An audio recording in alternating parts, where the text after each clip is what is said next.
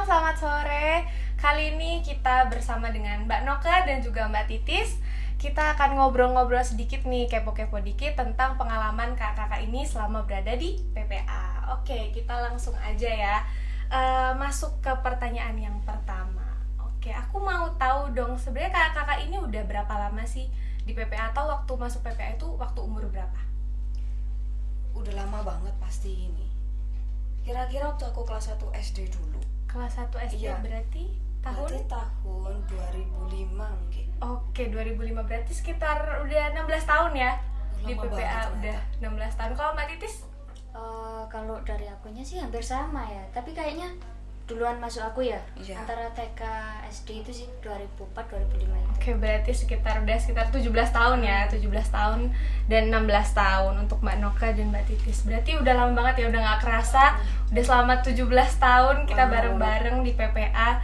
Dan sekarang udah umur 20-an ya.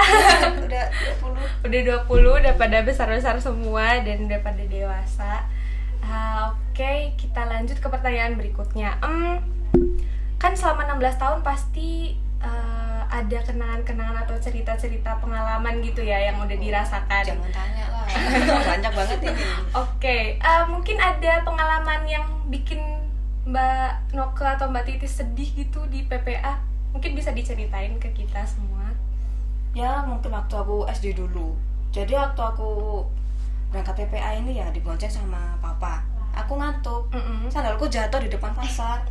Oke. Jadi udah sampai PPA aku balik buat ambil sandal. Oh ya ampun, sampai balik ya ke pasar ya. Daripada nyeker. Oh iya benar-benar, daripada ketemu sandalnya. Untungnya ketemu. Oh, Oke, terus ada cerita lagi mungkin? Nah, itu bukan pengalaman yang satu-satunya nih. Oh ya. Itu pernah mainan di depan PPA di sungai itu loh.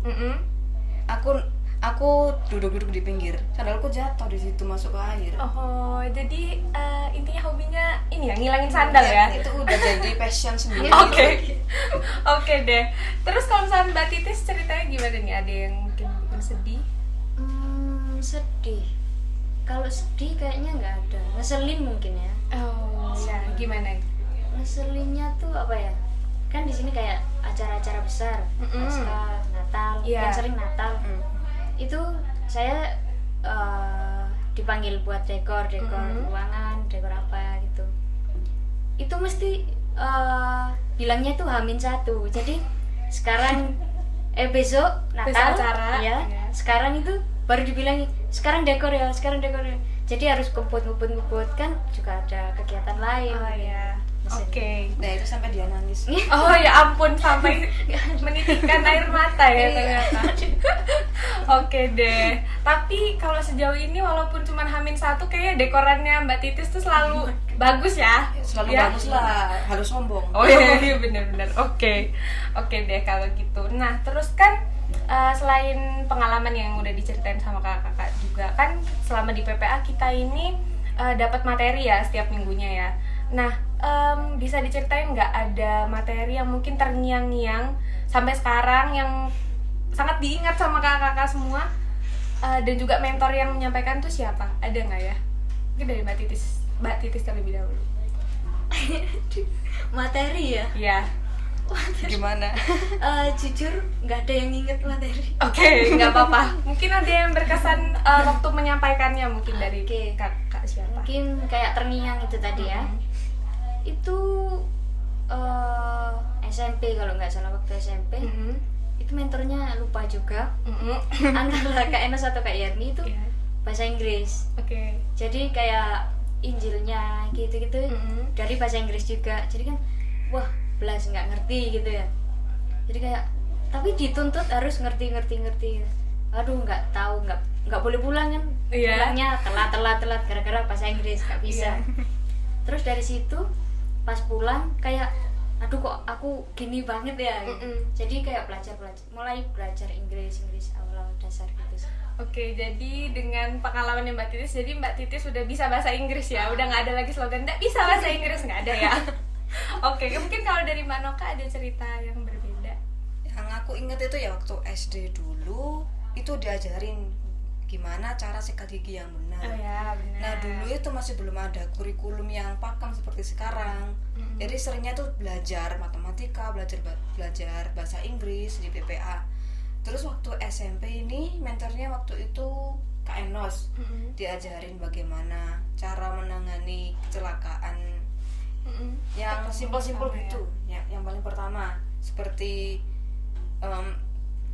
orang yang kesetrum ataupun menangani luka bakar.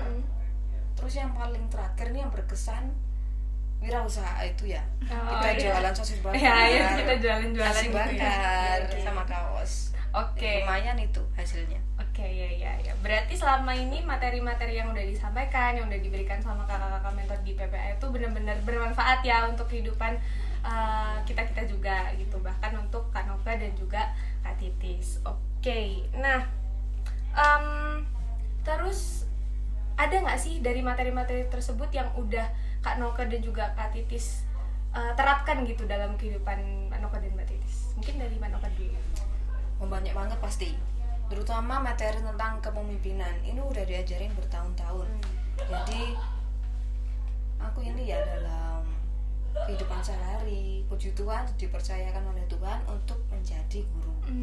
Dan aku ini menjadi wali kelas 3. Nah, untuk memimpin kelas ini kita tuh tidak hanya menangani pembelajaran si anak itu, tetapi bagaimana psikologis mereka, orang tua mereka, latar belakang mereka mau belajar atau enggak juga itu harus ditangani. Jadi ya secara enggak langsung kita menangani, misalnya ya ada 25 siswa, berarti kita tuh menangani 50 orang, 25 siswa sama 25 orang tua. Oh ya, jadi nggak hanya orang tua dan juga muridnya ya yang harus diurus ya. Jadi Mbak Noka ini udah jadi seorang guru sebagai panutan. Halo muridku, aku Miss Noka.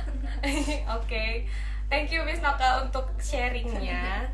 Dan mungkin untuk Mbak Titis sudah ada yang diterapkan gitu materi dari PPA? Diterapkan hampir sama sih kayak Miss Noka. Kalau Miss Noka jadi guru, kalau saya itu jadi bantu-bantu ibu asrama. Jadi di asrama gitu, bantu belajar, bantu apa, pokoknya di asrama itu sama anak-anak juga. Itu di sana juga kan nggak apa ya, nggak cuma itu aja. Jadi kita harus memahami mereka juga kan, dari berbagai daerah juga. Kita harus ngomongnya harus ngerti, nyambung juga. Kalau enggak itu di sana kayak ya udah nggak mau kayak gitu. Jadi harus ngerti, harus paham. Oke, jadi 11-12 ya antara Mbak Noka dan Mbak Titis harus memahami adik-adik atau anak-anak yang diajar gitu ya. Mau dipahami. Oh, terima kasih sudah memperhatikan. Oke, kita lanjut ya ke pertanyaan. Aku sebenarnya mau kepo-kepo dikit sih nih tentang mungkin ya ada rahasia nih ya dari kakak. Oke, mungkin selama 16 tahun atau 17 tahun Mbak Noka dan juga Mbak Titis di PPA itu mungkin ada teman yang berkesan gitu untuk Mbak Titis dan Mbak Noka. Dan mungkin dari Mbak Titis terlebih dahulu, siapa nih yang berkesan? Mereka semua berkesan sih. Ada kesan sendiri-sendiri gitu kalau dari akunya.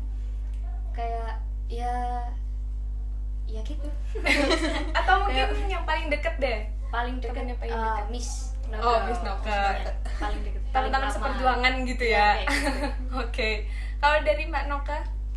Yang pasti ya Titis juga ini. Oh iya. Dia ini ngajak aku pelayanan. Oh ya? Iya. Pelayanan di mana? Di camp. Oh di camp. Oke. Habis itu juga ada Sandra. Nah Sandra ini sering banget pelayanan bareng di luar PPA.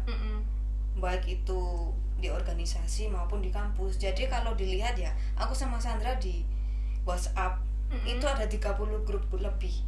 Sampai udah ya ampun, sama nih orang lagi gitu ya. Sandra lagi, KKN Sandra lagi. Oh, sekelompok KKN. Iya. Oke. Jadi selama ini punya temen itu bisa sampai yang kayak tiap hari ketemu, terus habis itu bisa curhat juga ya. Bisa jadi temen yang baik gitu ya dalam Tuhan kayak gitu, bisa jadi saudara juga. Nah, mungkin dari kakak-kakak juga kan kita selama 17 tahun ini kepengurusan PPA kan juga berganti-ganti ya untuk koordinatornya dan juga pengurusnya. Nah, mungkin pemimpin atau koordinator yang berkesan atau mentor yang paling berkesan buat kakak itu siapa? Bisa diceritakan mungkin? Siapa dulu? Siapa dulu? Dari Mbak Nova Oh, dulu deh. oke. Kalau kepemimpinan yang paling berkesan itu menurutku ya Kak Ica ini. Kita itu sering diajak ngobrol, diberi kesempatan, bahkan untuk melaksanakan kewirausahaan yang sosis bakar, nasi Iya. bakar enak gitu ya. Enak kan makan? Enak banget. Nah itu yang memberi jalan juga Kak Ica. Kemudian kalau mentor yang berkesan ya pasti Kak Yermi, mentor kita sekarang gitu. Iya, jadi Kak Yermi dan Kak Ica ya. Iya. Oke, kalau dari Mbak Titis siapa nih yang paling berkesan untuk pengurus dan mentor? Berkesan nggak pernah lupa itu kayak dulu itu Ibu Tahir.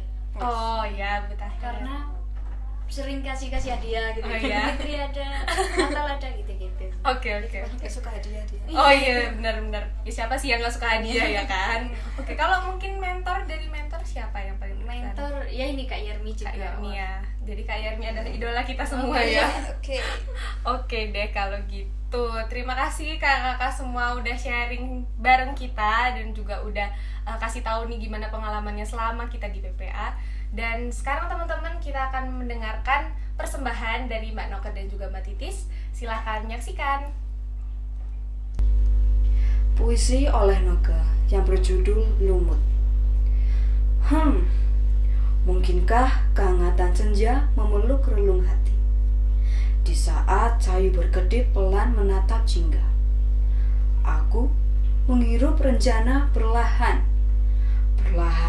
namun pasti, dihembuskan walau udara kotor terikat di dalamnya. Renjana mengitari sukma yang mulai sedikit lembab.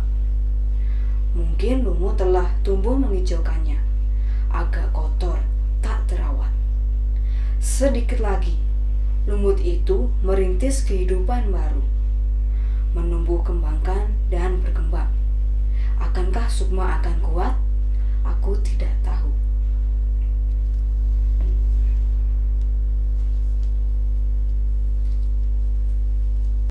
Hidup akan terus berjalan. Kenapa harus menangis selama masih bisa tersenyum? Kenapa harus air mata yang keluar saat sedih mulai menyapa? Lihatlah keluar. Di sana masih banyak yang lebih susah darimu. Lihat mereka. Pikirkanlah sebelum kamu bersedih. Selalu bersyukur dengan apa yang kita dapatkan.